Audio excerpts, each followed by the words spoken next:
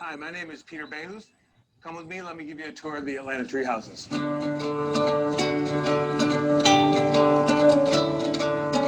I built these because I wanted to see something that I did with my hands. Because for 30 years I did environmental advocacy. At the end of the day, you feel you've done good work, but what do you have to show physically for it? So it was great to have this project to feel like I had participated in something creative, because I think creativity, is really sustaining. And I think it really changes the way you feel about things. And I think that's what this place is. People feel things differently if they spend time out here. I built these 18 years ago, and I thought mind, body, spirit would be a good separation of places in the treehouse. So we're in spirit right now because of the old man. He's a 165-year-old southern shortleaf pine. He's one of 7 trees out here, and the oldest one, he watches over the place. He's got a big calming influence on everybody that stays here. So we have body here. The bed just kind of rolls in and out. It's a really nice place to just relax and read, take a nap, lie back, look up in the trees. The third room is mine. It's just a place for people to come and sit and talk or read a book. It's important to balance your life with some analog experience where the phone's not always ringing in your ear. I didn't really know how I would feel about having people stay out here. But I began to realize that people were having these amazing, great experiences, and it was meaningful, and it therefore became meaningful for me. I can tell when somebody writes that a stay out here would be good for them, and I always like to have those people here because I think the trees like to have them here. People come here from all over, and it can be anything. It can be work, it can be too much electronics, want to have a romantic anniversary, want to get engaged. They leave great stories and they have things happen to them here, and they write and they think, and sometimes they leave after 2 days and they just look different. I've tried to understand what it is, why it's been so popular, and I think it's a simple response to a complicated world for a lot of people.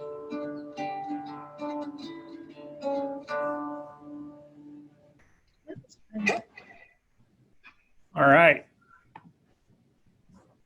Get back on this side. All right.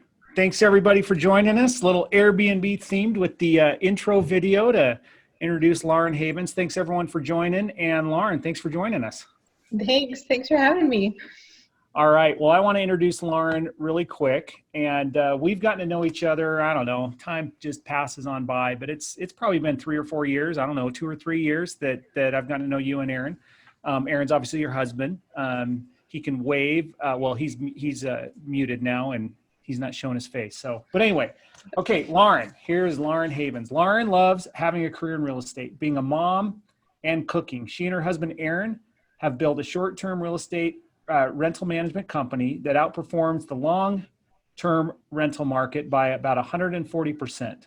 Home Havens also includes a cleaning company, design team, real estate photography, development, property sales, and an acquisition branch. She's big into automation and efficiency. If there's a way to do it faster, easier, or less expensive, she's all over it. She loves her 1-year-old Sage and is expecting another baby in January. That's awesome. Thanks. And some fun facts about her include she's mostly deaf in her left ear. So if you see her like this, then we'll know why.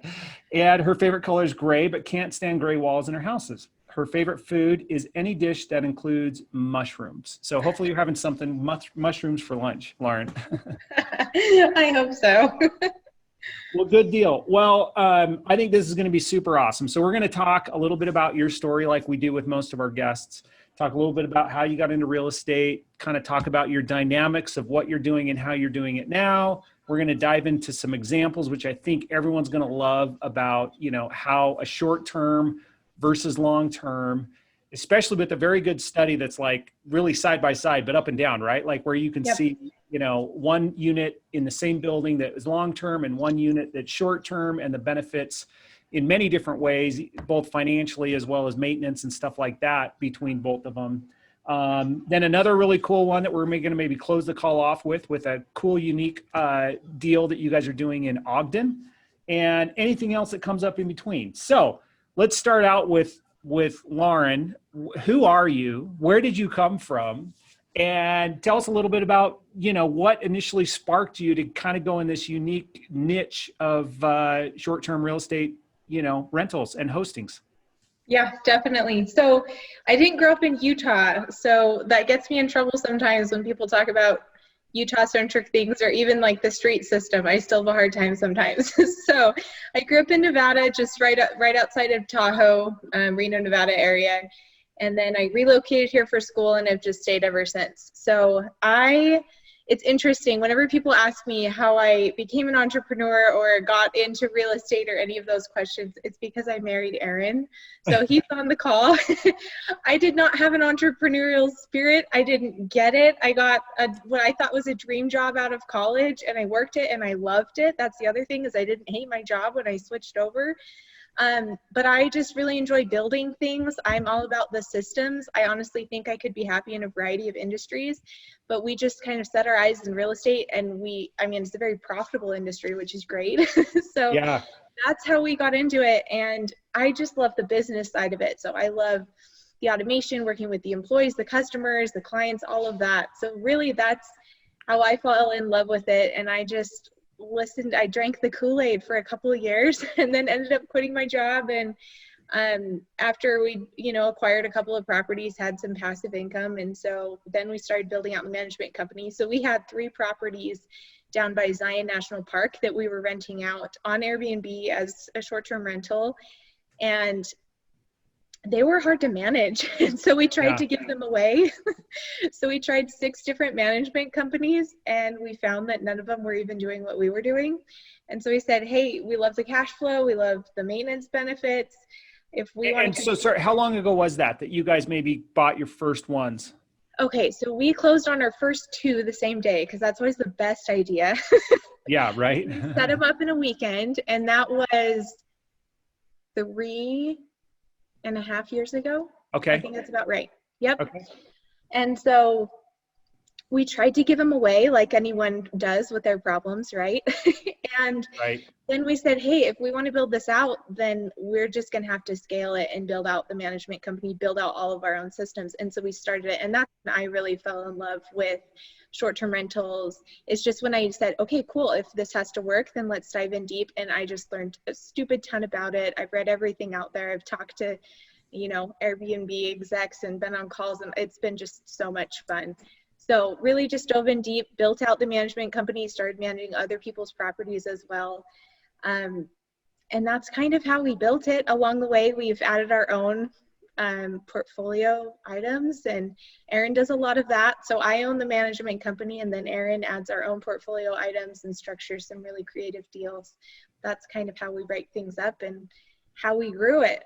So, and maybe, forgive us on this call, we may bounce around a little bit like we do, but that reminded of something we were going to talk about. I think it's super interesting for people that work with their spouse, right? And kind of develop the idea and the business plan and the interest level with your spouse. And so, I don't know all the details about this, because it's kind of like when I first started with meeting you guys, it was kind of like Aaron was kind of like, more the point on some things. And it was like, well, let's loop Lauren in as well. She might, but now, so maybe talk for a minute, because I think this is interesting about how it started. And then you mentioned yesterday when we were kind of talking before the call about, and then you're like, I'm open to talk about anything, even how I had to fire Aaron from the management company. So maybe talk a little bit about, the intricacies of how it's been, and then how you had to make some decisions to, leverage each other's strengths as business partners, but also, you're married too, right? So yeah, no, it's really interesting, and we get comments on it all the time. I think it's the best thing in the world to work with my husband. Other people would disagree. I definitely think, and it's changed over time. So in the beginning, my husband quit his job first. So Aaron quit first, and I was still working full time.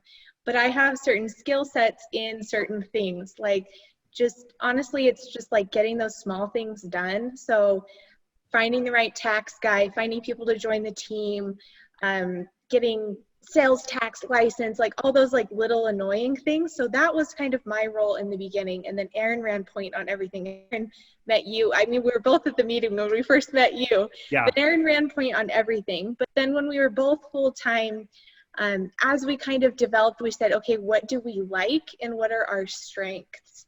And I just really fell in love with management. Like, I want to totally turn management, property management around, both long-term and short-term. I think there's a lot of things that are broken in the system. And so I have a passion for that. So I started working more on the management company, as well as the management just requires those little tasks. So don't fight your strengths, just do what you're good at. Aaron's good at being creative and talking to people, and that might not feel like as productive or this or that, but it allows him to get into these crazy deals like the Ogden one that we're going to discuss. That's not something I would ever be able to do. So if you're working with a partnership, whether it's your marriage or not, don't fight your strengths, celebrate each other, even if it's not what you're good at. Just celebrate each other, and then that's how you're going to grow the quickest if you're not trying to develop a whole new skill set. No, that's awesome. And I noticed that kind of from the outside looking in, where, you know, Erin at some point was just kind of like, you know what, Lauren's taking control of this. Like, she does this part better than I do. Right. And so that's great. And I'm sure it involves just nonstop communication and feedback and, you know, being open about like what's working, what's not, and those kind of things. Yeah. Cool. Okay, so now you guys have kind of built this. You've bought some, and I've seen some of the stuff you bought. Your initial couple were like, I don't want to say they weren't. They were more like mobile homes, right? Like near Zion's or stuff like that. And maybe just talk for a minute. What worked about those, and then what didn't work about those? Yeah, really good question. So they're really hard to finance. They're called park models. And I actually had somebody reach out the other day that's doing a bunch of park models up by Camas. So if that's something you're interested in. There's definitely a lot of money in them because real estate's fairly expensive in Utah. And so being able to buy a property that you can then rent for over $1,000 a month for under $100,000 is great. It hits that 10% mark right off the bat, which is something that's just hard to do sometimes in Utah. And MLS listings. So we bought them off MLS listings, and then one just had a sign in the window. We bought two the same day. And it was honestly the best experience ever because we learned how to run a business remotely first. Right. So these properties were in St. George. We lived up in Davis County and Utah County during that time.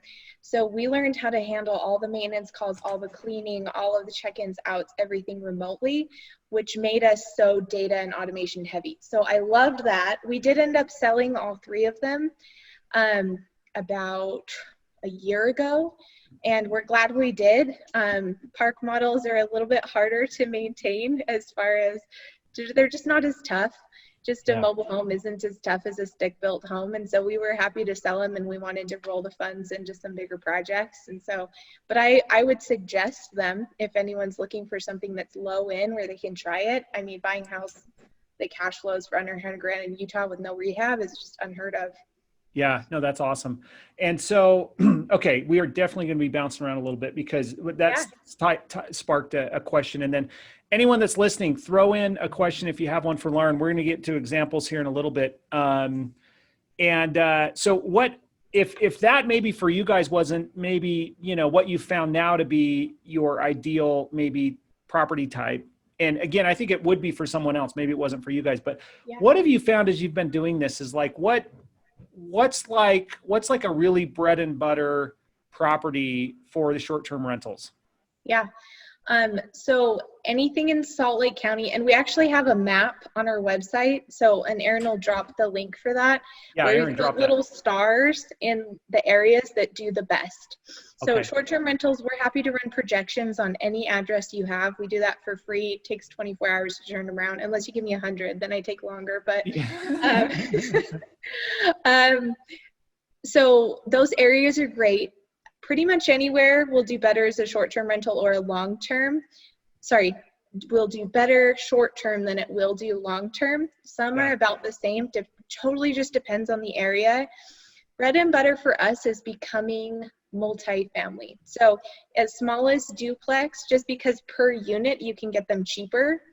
But if you are going to do single-family homes, I would say 3 bedrooms or above.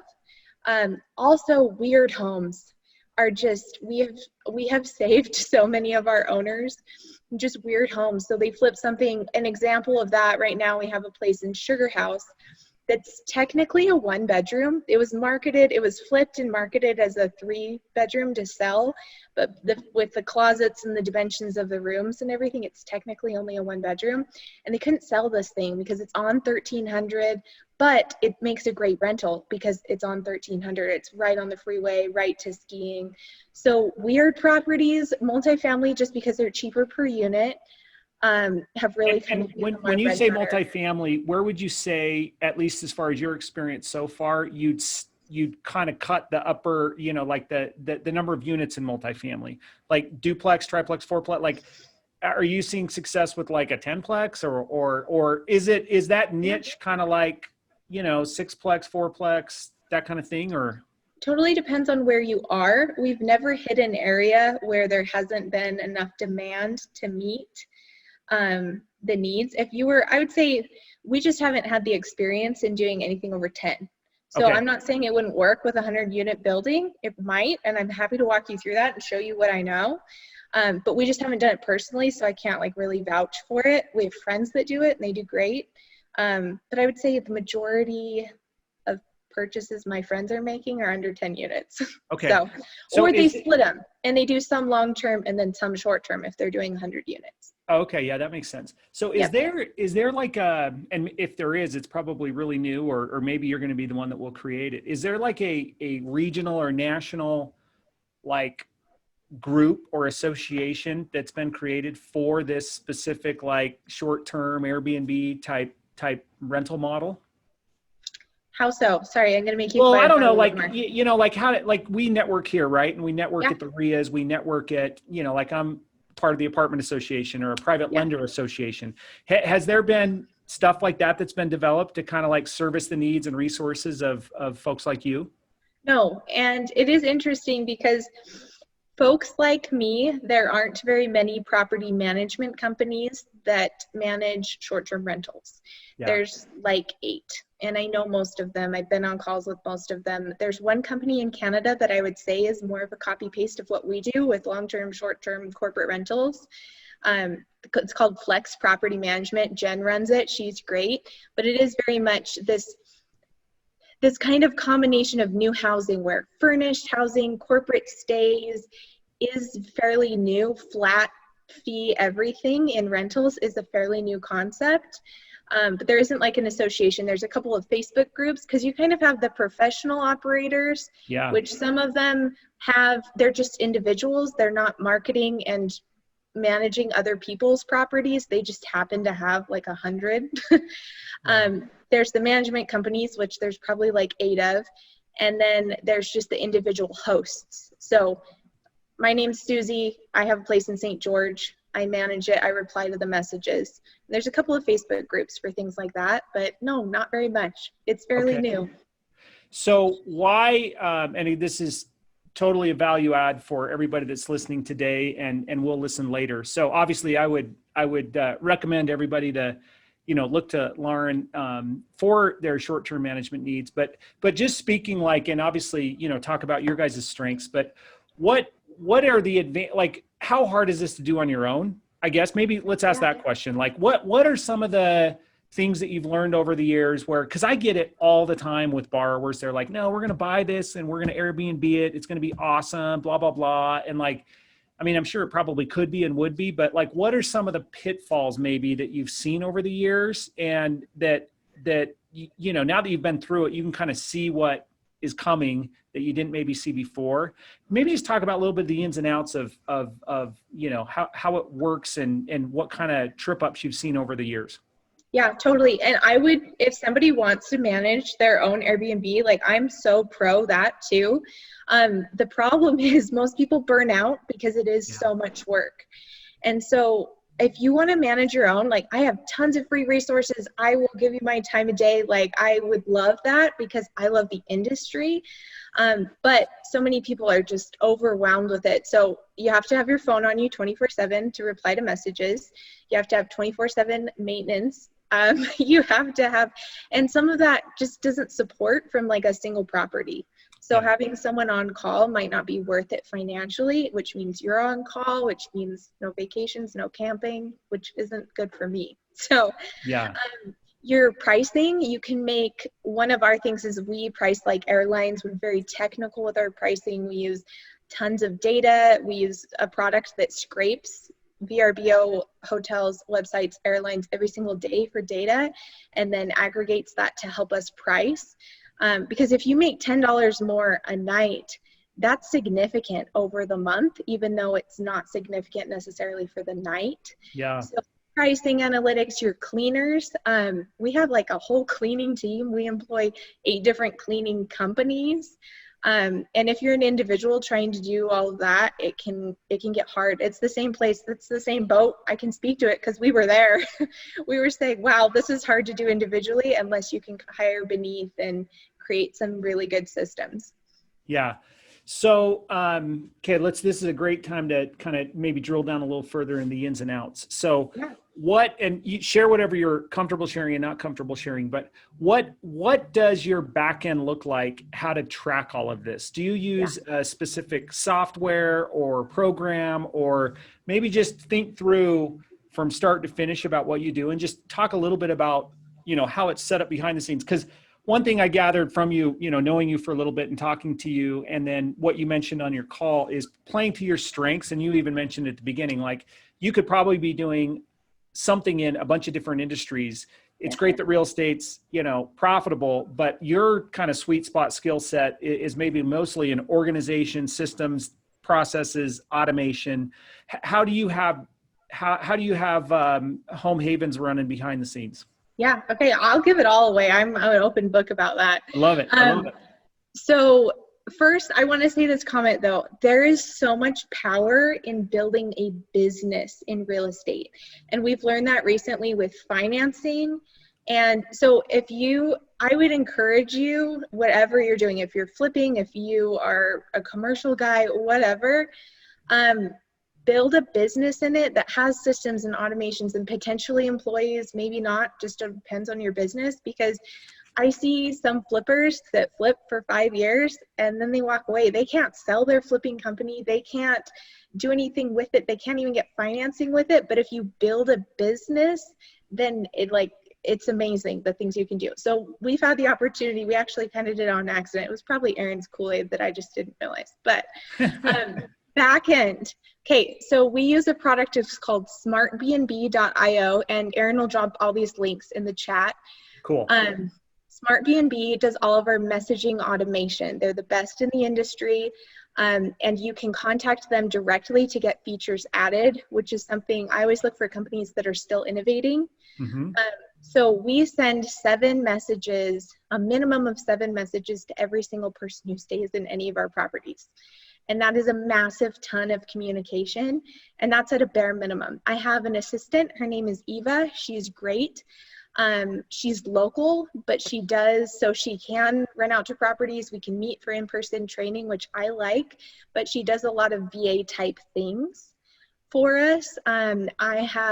We do photography in-house because that's the only way we've been able to get the consistency we need. And we hired a professional photographer and bought equipment, and we only know how to do one thing. We know how to take pictures for short-term rentals and pictures of properties, and that's it. Yeah. I have a remote editor in Vietnam who does all of our photo editing. We have 8 cleaning companies that we work with. We work with bigger companies, but not too big that they're more pricey, like medium-sized ones where if somebody goes on vacation, they can still cover all the cleanings. And don't lose your train of thought, but I'm guessing I know the answer, but just to clarify, why do you have 8? Zones. Zones, so okay. We zone all of our maintenance. So we manage from St. George to the top of Logan. And so I can't have somebody from Salt Lake driving to Logan. It's too expensive. And so we zone out all of our units. And same with maintenance. So we have zones for maintenance. So I've got a handyman in Salt Lake and one in Utah County, and we zone everything out. Okay. Other automation tasks, we use Asana for me to communicate with my assistant, with Eva. So it's just a task management system. I think you use this on it too. I've at least seen you. Yeah. Yep. We use Google Voice Plus or whatever as our phone system. So we have a 24-hour hotline. So what does that do? I mean, I'm familiar with Google Voice, but what's Google Voice Plus? And it might even be called Plus anymore, but it just allows you some other features. So you can transfer a call. So if your assistant picks up a call and it has to go to you, she can just pop it over to you and transfer a call. So it's just a really good, like, cheap hotline software, if you will. Okay. So, because most people in real estate are able to keep their staff small, so they don't need a massive constant contact kind of software. So that one's really great for like small phone needs. You can attach multiple numbers for it. You can schedule texts. We use PriceLab is the pricing software that we use that we really like. And that does a lot of the automation as far as scrapes all of the data from Airbnb and VRBO every day. So we can see our competition and you can see a massive amount of data that way. If you're not doing that as a sole operator, like that's going to cover your guys' fee, like in a heartbeat, just by pricing things a little bit better, right? I mean, that's super smart. I love that. Totally. I just talked to somebody who has property in St. George and we're able to make him what he's making without him having to do any of the cleanings or messaging anyone touching it immediately. And that's so great. Cool. So, okay. So left off on PriceLabs, I kind of cut you off. So PriceLabs help scrape your data, scour your competition. And I love that it integrates with like airlines and stuff like that. So you can kind of see, and then what do you, is there also something that, will track, like, and it's different these days, right? But convention events and stuff so then that builds into your pricing model as far as with PriceLabs and stuff like that? Yep. So PriceLab's really good at that. There's a variety of ways they do that. They watch for all the events and everything. But they also, as events have been canceled, I've just been so impressed at what they've done. And they take the neighborhood occupancies. They say, okay, there was 8 places in the neighborhood available yesterday. 2 of them got booked. So we're going to up your price because now there's less availability and yours is the cutest remaining, and just so much that helps us. And again, this is more, Aaron did pricing analytics in college, but he's helped me set it up and now we can just run it and it runs great. So PriceLabs is probably the #1 help. And then we do make manual adjustments for certain events and schedulings, and especially after COVID where we had to adjust a little bit more. But if you're looking for a good place to start, PriceLabs is great. Okay, I want to get to Nate's question here in just a minute because he has a couple. What quickly is, like, even for you now, what is the hardest part for you in managing all of this? Is it scaling, or is it the human part of like making sure people are there to do what, or is it the unknowns where someone shows up and something's broken and it was working the day before? Like what are some of the things the pain points that you see in your own business? Yeah, I probably care too much. Okay. It's probably the emotional aspect. And that's funny because the more systems you have a little bit, the less emotional you feel about it. Yeah. So actually the video you played at the beginning was really touching to me because we provide awesome places for people to go on vacations, and people come back to us and say, hey, I got engaged at your place, we want to book again. And you think about the memories you create, but sometimes when you step back and you see, I don't know, the leaky sink and this and that, like it doesn't feel like that. And it's a really good perspective to balance those. So the hardest thing probably for me to manage currently is probably just pacing and working with people when things go wrong, which we've gotten really good at. Honestly, probably half of the messages that we as a company send that are custom messages are just canned. They're pre-written, which makes it really easy. So if the Wi-Fi goes out and AC goes out, we just send a canned message that is very kind and emotional and all of the things we need to be. Last minute maintenance, it's hard to have a perfect system for that. Yeah. But managing expectations, the more we grow, the better we're able to accommodate all those things. So really, I would say we don't have a problem scaling as far as that goes. So those are things you're always balancing, because those are the things you're always improving. The things that people are telling you you're doing wrong, those are the things you care the most about, you want to fix immediately. And so just the fact they come up in general bugs me personally, but Right. I realize that that's because I care. Sure. So anyway. That's awesome. No, that's a great answer. Okay, Nate Worthen, how do you compete against service providers like Evolve and Turnkey? We do things they can't. Okay. So I would say it's the way we've built our business. So we didn't take initial funding from a large capital firm. We built it because we did it to start. I have had people come to us from both Evolve and Turnkey. I'm very pro the industry, and I love that every other company exists. So I don't necessarily I'm going to give you like a laundry list of what's wrong with any company, because it's about what you need. And if their needs fit better, great. I'm good with that. But the pricing, the area specific model, we're just in Utah. We know this market really, really well. When you're trying to grow a company in nationally all at the same time, I don't think it's possible for you to have that level of expertise. Yeah. Whereas if we pick Utah first, then we go to California, then we're able to, kind of intimately ease into it and know Yeah. kind of the nuances. Okay. Can you talk about channel managers? Do you use one? And maybe you can read that and understand what he's saying. Okay. So I'm going to pull up the chat so I answer all of the question, but channel managers, we use SmartBnB, and we do feel like it's adequate in that department. He said it doesn't feel like a true channel manager to me. There are a couple other options depending on. Oh, and sorry for people that Don't know. Explain what channel manager is. Yeah. Yeah. So you have all of these different websites. You have Airbnb, VRBO, hotels.com, booking.com, Google, just all of the different places where you can go to book a place, right? You're going up to Ski and Park City, and that same place is listed on a whole bunch of different channels, which is great because the more you're listed on, the more exposure you have. We have found as a company that there are certain channels in certain areas, so like VRBO, Airbnb, etc., that we just get better guests, more bookings, better prices from. So again, I would rather run my business by calling, 3 people, same idea, than calling 100. Yeah. So as far as channel managers go, there are benefits to listing on like 100 different platforms. But I would argue there's only a benefit in that until you get the data.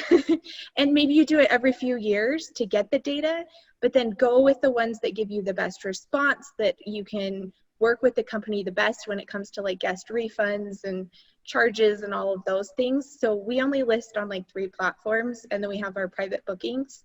So as a channel manager, SmartBnB does what we need it to for our business strategy. There are a few others. Whoever asked that question, you're welcome to email me, and I'll pop in some more hotel style management channel managers, but they're very like back-end tech heavy. You probably need a developer to set it up, but they work really well. Perfect. So and then that's what you need. For those joining, go to the chat and scroll up. All of Lauren's contact information is at the top of the chat, and then Aaron is throwing in the gold nuggets of the resources and along the way. So Colin Bagley, did you start with re-rentals or started by buying? So Colin, they started buying their own rentals to start, right? You started with your first 3, and then you kind of realized a need that you couldn't find and created it. So, okay, Tim Waukke's got a question that I was just about to ask you too. So go ahead and read that. We're talking about the legality of short-term rentals, specifically in Salt Lake, but maybe speak to the state in general as well. Yeah, totally. So interesting because it's new, right? This has really become an issue in the last 5-6 years as far as from a legislature's specific standpoint. So I always tell people Home Havens as a company encourages everyone to do everything legally, ethically, do it the right way, do it right. But as a company, if we're managing your rental, we are not responsible for the specific legalities, licensing, everything for your property, because that's something a property owner has to hold. So that's where we fall there. As far as figuring all of that out, that's a huge project. So go from the state. So the country allows it, nothing against it. State allows it, nothing against it, at least in Utah. And then you go to the county. County can either make some regulations or licensing, or they can throw it off to the cities. Cities sometimes have districts that are able to do that. Below that is HOAs. So even if the state, city, county, below that, the HOA can say no. And so you're going to have to abide by that. Below that, it gets interesting, because even if you're licensed and completely legal and everything, if you have a neighbor that absolutely hates that you do it, they can make your life really hard. So neighbors is on the list, even if you're perfect with everything. And I know that there's flippers that have had that same experience too. And then your own tolerance level. So if you want to work with the neighbor or don't want to work with the neighbor. So that's the list I tell you to go down. As far as, I'm not a legal counsel, so I can't speak too much to it. But if you email me and you want to know the section of the code that you should look at for certain cities, I'm always happy to send you a link. You can interpret the code how you want. Most cities either have a licensing process and they do allow it. I actually don't know if any. Utah as a state has mandated a law that no cities are allowed to completely ban it. They're allowed to place restrictions and regulation. So the cities that have chosen to pass restrictions and different criteria have that posted in their code. So you can go to the code and see if your property fits the restrictions. Does that make sense? It's tough. So, but if you need help, I can send you links, but we aren't legal counsel. So at the end of the day, I can't tell you what to do with your property. So what's been your best practice though in navigating that? It sounds like maybe the biggest issues are going to come up from like a neighbor or something like that. Any tips, tricks you've learned that maybe work for the majority of it? You're always going to have the guy that just, you're not going to win no matter what, but. Yeah, as far as like neighbors, Aaron wants to answer this question. So I also, we like to talk to the neighbors beforehand and help them realize what is actually going on, that we're often helping people relocate to the area, and we also keep the rentals in better shape than a long-term rental would typically be kept in.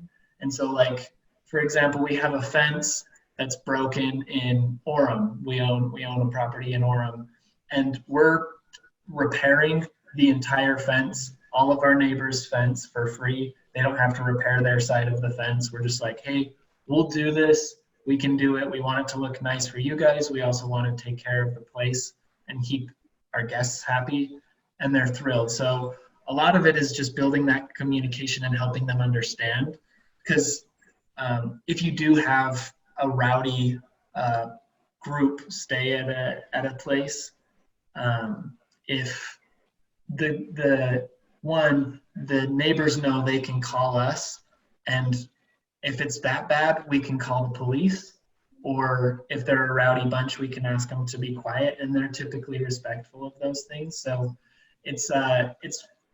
we combat it by preemptively addressing the unknown with the neighbors.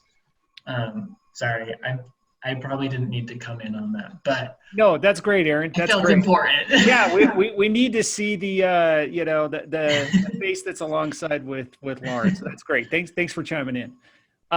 Cool. Well, that's definitely one part of it I want to talk about. So we got to save time, Lauren, for a little bit of the examples here, because I think it'll help answer Maria's question. And I know Maria's situation specifically. They just bought a duplex type house. It's not truly a duplex. They're living in the top, and they're looking to short-term rental the basement. So maybe let's pull up right now that quick example, and let's leave enough time here to go over the Ogden one, because I think people are going to love looking at that as well. Okay, perfect. So, sorry, just sharing the screen here. Can everyone see it? Yep.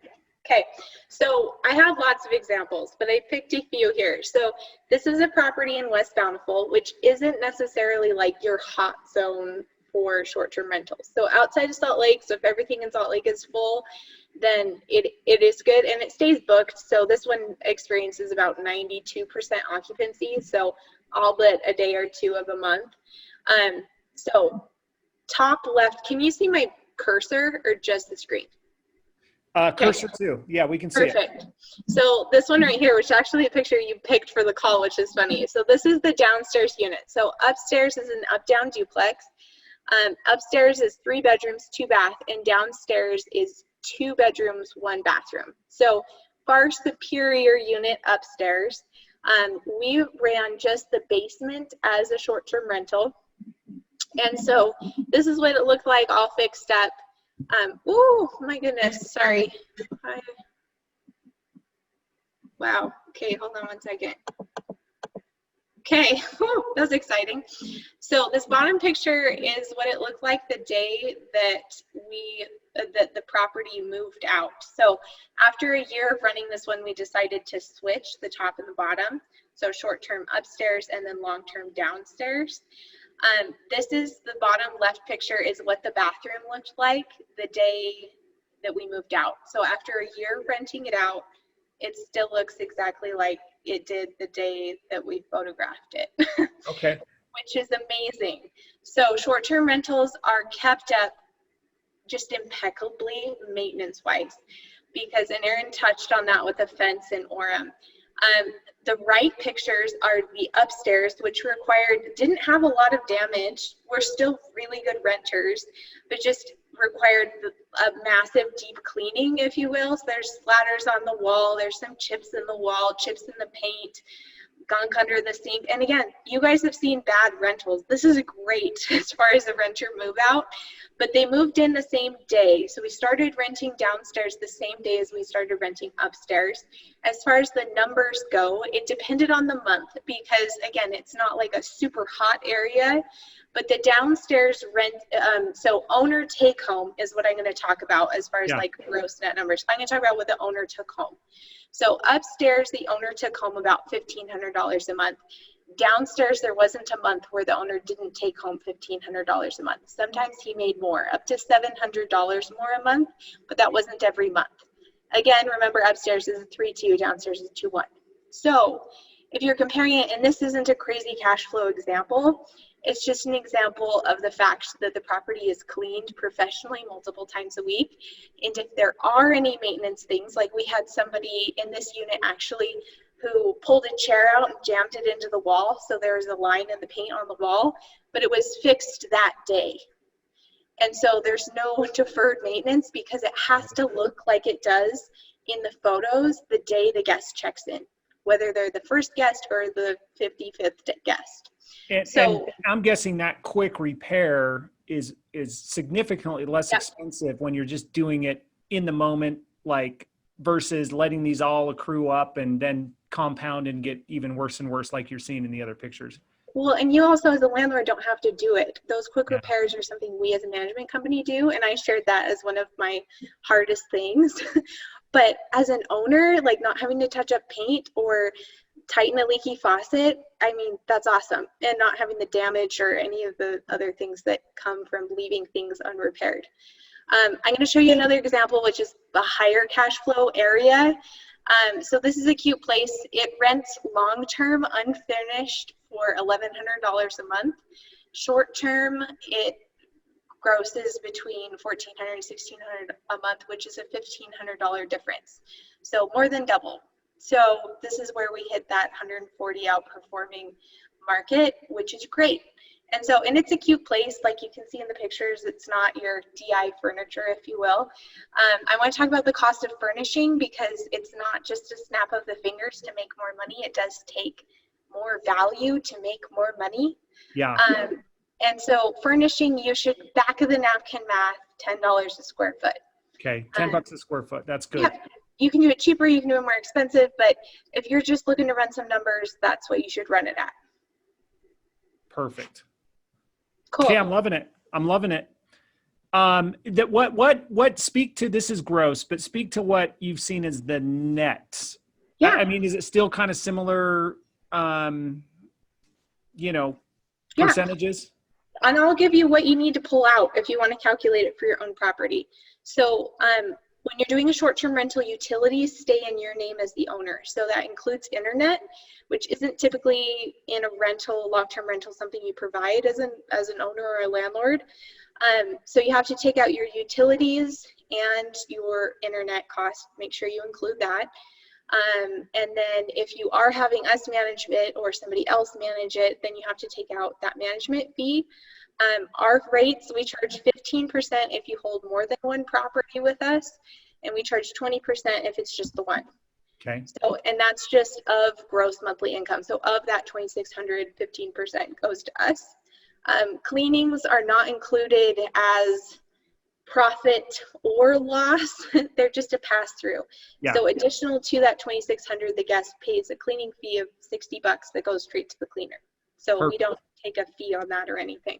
So those are the things you have to deduct to get to your net number. So this one, 2,600, taking out if you have a mortgage on the property, management, and then utilities. Yeah, and that would be sixes, whether you're doing long-term or short-term. Okay, I love it. I knew we'd fly through this. I want to kind of hit a very unique deal. I thought this was unique. Everyone sees the wholesale deals coming through, right? And you're like, oh, okay, yeah, this one, whatever. So those of you that are always on the wholesale deals, specifically Jason Lewis's list, maybe 2 months ago, one came across, actually multiple times, right? Like he sent it out a couple of different times because he was having a hard time finding a buyer. And let's maybe go through this for like 8 minutes. And then okay. We'll have any follow-up comments, and then we'll end right at 1. But this is a case study that we'll need to follow up on, right? But I think your guys' approach is really unique and cool with how you turned what looked like a very complicated, which you said at the first, right? Look, sometimes the oddball properties, have a ton of potential. So anyway, go for it. Okay, so I'm gonna share my screen again so you guys can see pictures because that always helps. Okay. So, and this is really funny. I didn't know this until 2 weeks ago, but UHB, so Utah House Buyers, actually had this property under contract and couldn't sell it either. Really? So, yeah, no, and then they were all mad at Jason. And anyway, so it was just funny. So this is something where I'm going to speak to the power of having a business, because the reason we're able to get the financing we are on this is because we have a proven method and we have a portfolio of other properties that we do this to. So this is kind of one of those examples where you can be like, wow, okay, I see the power. So this is the property. This is the inside of it. Dollhouse view. This is what was sent out in the wholesale. They were asking $310. So this is a previous old folks home. Yeah. So that's what it was used for. Yeah. So it's kind of gutted. It's kind of ruined. Like it looks nice in these pictures. These are the pictures. This is what it looked like when we bought it, the day we bought it. But it doesn't have, like you can see in the bottom picture there, it doesn't have cabinets or, anything you need there. So it's an 11-bedroom home building. I keep calling it a building. Zoned R2, which allows for non-owner occupied short-term rentals in Ogden. So this is kind of how you do the research with the city. We're gutting it. This will all be different. This wall came out in the great room. Everything will look different. We're adding 11 bathrooms. So there's a half bath in every room. But because it was an old folks center, they just would take them to like the big bathroom with the roll-in tub and everything. And so we're adding a shower to every room. So we're adding 11 showers, which is fairly intensive as far as rehab. Before we purchased it, we got a commercial appraisal done on it. So we would know, and we worked with our lender who does lending on these really weird properties, like long-term lending. So Matt's really good on private money. He's the best in the business, in my opinion. But Josh McCreevy is really good at really weird stuff. So I'm going to drop his name, and anyone's welcome to reach out to him. He's super nice. He'll walk you through anything. So we got a commercial appraisal to satisfy us and our partners. We bought it with a partner. Randy Henderson, I'm going to drop his name too, at Valbridge, is great. Commercial appraisals, if you're not familiar, they're expensive. So it's like $3,500 for this one. But it appraised for, there's 2 different ways to appraise, either a sales approach or an income approach. Sales approach is the value of the building, just like a residential home, and then income approach is by how much it generates every month. So sales approach after rehab came in at $800,000. Remember, we're buying this thing for $310. And so Nate, there's your answer to your question, $310. Okay. Yep, $310.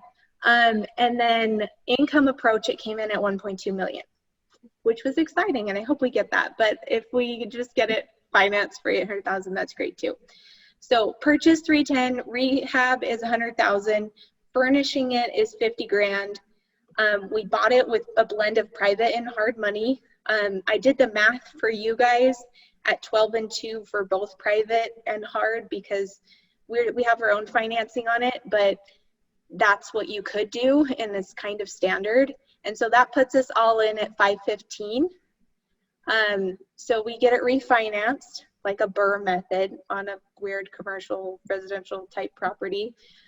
We have a non-recourse loan after rehab that Josh McCreevy's put together for us. We're keeping in 30% down. So that allows us to pull 45,000 if we want to, which means that we don't get paid to purchase this property, which is cool. But we don't know what we'll do. We might leave it in. So we would own it with nothing in. The partners that we bought it with would own it with nothing in. Yearly, so annually, it'll gross $196,000 a year, which the monthly net on that is $12,000. It's awesome. So what's your mortgage payment? Even if you max out and pull out the 45,000? Okay, 2,500. I don't know. I don't have my per forma up. I just wrote the notes. But you remember it, right? So round up. Say you're $3,000, and you're potentially how much a month? So our net. So after the mortgage is paid is 12 grand. After your mortgage is paid is 12 grand. Yeah. That's phenomenal. So, wow, I love this one because especially knowing that like one wholesale group couldn't find a buyer. Jason Lewis found a buyer, happened to be you. It's going to go from 310 to hopefully 1.2. But regardless of what the final value is, your projected income net is 12 grand a month off of this thing. But we can only do that because we built a business. That's the way we can get a non-recourse loan that allows us to use a sales or income approach. So yeah, but it's amazing. Okay, so just explain that a little bit more, like how that underwriting went with Josh's, what was the big difference between it being, in business? So is Home Havens the borrower on this, or how did you structure? Okay. Yep. So Home Havens is a borrower. We know our business. We were able to provide, we have other properties in the area that we were able to pull as comps. I have proprietary data that I could actually provide to the underwriting team. And the appraiser actually asked for it. Of course, appraisers do all of their own research, but if you have data that nobody else has, they just have to double check it, which is nice. And of course, we'll have a different appraiser that we have no control over, not that we had control over this one, but we just got that to assure things at the end of the rehab. So the numbers could be a little bit different, but the fact that it's coming in where we can pull out money anyway it's just really, it's a good secure place to be to start a deal. Beyond infinite return, unbelievable upside. I mean, it's just awesome. And so let's see, one other quick question. And then is there anything else to show? I bet we're maybe good to stop. Oh, yes. Here. Sorry. Yeah, cool. No, so you're going to rent it individual rooms, right? That's the plan on this? Okay. Individual rooms, and then for events so like if you're getting married in Ogden and you want to have your family there and you want to be able to have the dinner in the great room. So we'll rent it out as entire places, and then within a couple of months, we'll do it as individual rooms. How important was the location in this one? I'm guessing this wouldn't have worked if it's maybe not in the spot it's at. I mean, you know what I mean? Or like, because Ogden, whatever, right? Like there's good spots and bad spots of any city, but how important was the location to being able to get what you're hoping to do here? Medium, which is interesting. Not as high as you would think. I can make better numbers with one of these. You give me a retirement home in Salt Lake, I'll play again and I'll make better numbers. Yeah. Ogden has a hotel shortage, which is nice. But this isn't on, it's a little bit further north. It's not like on the main drag. It's not right next to the temple or right downtown. It's a little bit outside. So medium importance. Okay. But there's also a hotel shortage. So, and then you potentially are going to have 11 different groups that don't know each other staying there. So it will maybe feel a little bit like a hostel in a way, or? So we've done a massive amount of soundproofing. So that's part of the rehab. We actually worked with a sound engineer who's worked on all kinds of different hotels and things. So lots of soundproofing. We have on-site management, so then you get the warm fuzzy feeling when somebody's like letting you into your room, more of like a bed and breakfast feel. Yeah. And we also do a lot of screening with our guests. So we do a lot of screening to make sure that you get really fantastic guests who just want to stay for the night, people like you and me, not people who So want do to you ask them specific questions on your intake as far as, I mean, or how do you screen them differently than you would for someone else that's just buying, you know, renting solo place detached from other, you know, occupants? Yeah, well, we screen those really hard too, because we don't want parties. We don't want things that, we don't want somebody to be renting a place because they want to do something there they're not willing to do at their own place. So Right. We screen really, really intensely. So we make sure that their ID is uploaded. So if anything ever does happen, also when you have your ID attached to something, there's just a different level. So their ID is attached to the reservation. We screen for previous reviews on all platforms. We have a software that does that for us. We ask them why they're coming. There's kind of pointed questions as far as how that goes. And if you guys individually have questions about what we ask, like I will copy and paste the questions that we ask them. Just ask me and I'll send it over to you. Cool. No, that is awesome. Well, I can't wait to see how that one turns out. I think that's going to be super exciting. And I'm sending you another one today, by the way. So Nate, reach out directly to Lauren. Anybody that has this, I don't know any other way to loop everybody in. So double check her email. If you have any follow-up questions, definitely do that. So my final question is maybe more of a personal one. How are you, how are you going to, you have a huge passion for this, which you can tell, right? So that is awesome. And that's why you've been so successful. You're having another kid in January. How are you, like, where do you see yourself in 5 years? How do you see navigating with young kids growing, with those demands and those aspirations, but also the aspirations to really keep innovating and kicking butt with your home havens? Yeah, it's a really good question. I hired an assistant. It's advice that I've been given for years and I've never taken, and it's massively helpful. So after we decided to work our strengths, being Aaron and I took over the management company and I hired an assistant, we tripled in a month. So just do the things people say over and over to do. It helps so much. As far as having a baby, and when Sage was little, I took him everywhere with me for a year. And so there wasn't a meeting or a signing that I wasn't at with him. And honestly, that's the benefit of getting to run your own business, is you can build it where you could take your kids with you. And if there's people that don't want to work with you because you have a baby in a professional meeting, then there's a lot of people to work with. And I know that might be a hard pill to swallow for some people, but Aaron has taught me that professionalism is it's different than I thought it was when I graduated college or whatever. It's about being personal. It's about adding value at every opportunity. And it's about being yourself. And so if I'm a mom and I'm pregnant and I'm in a meeting, then that's who I am. And if I'm good at what I do, then it doesn't matter. Awesome. So just be you. I love it.